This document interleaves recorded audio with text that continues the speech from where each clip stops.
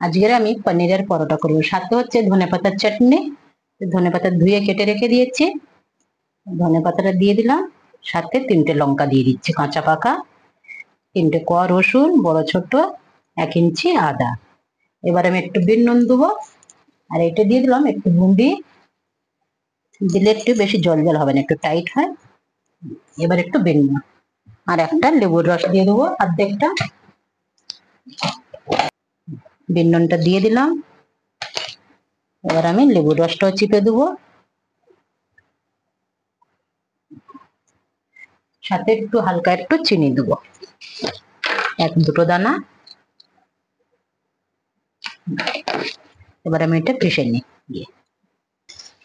আমার ধনেপাতার চাটনি হয়ে গেছে। এবার আমি পনিরটা গ্রেট করে নেবো, সাইডে রেখে দিলাম চাটনিটা। কাঁচা লঙ্কা একটা কুচিয়ে নিয়েছি, এবার আমি পেঁয়াজ দিয়ে দিলাম পনিরের মধ্যে। এবার আমি নুন আর একটু লঙ্কার গুঁড়ো দুবার একটু নুনটা দিয়ে দিলাম। এবার একটু লঙ্কা দিয়ে দিলাম, ভালো করে হাত দিয়ে মেখে নিচ্ছি।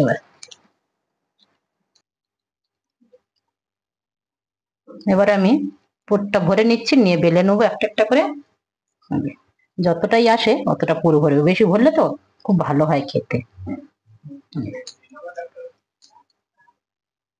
আটাটা টেনে নিচ্ছে।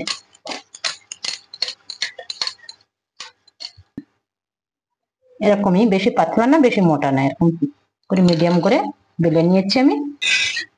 এবার এক পিঠ উল্টে দিলাম,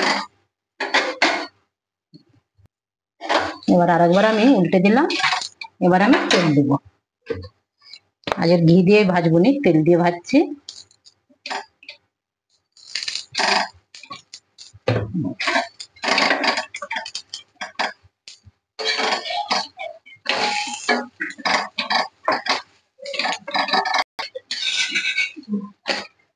পরোটা আমার হয়ে গেছে, পনির পরোটা আজকে। তুলে দাও, দিয়ে আর একটা দিয়ে দিই। আজকে আর একটা পরোটা দিয়ে দিলাম। আজকের আমাদের রাতের ডিনার হচ্ছে পনির পরোটা।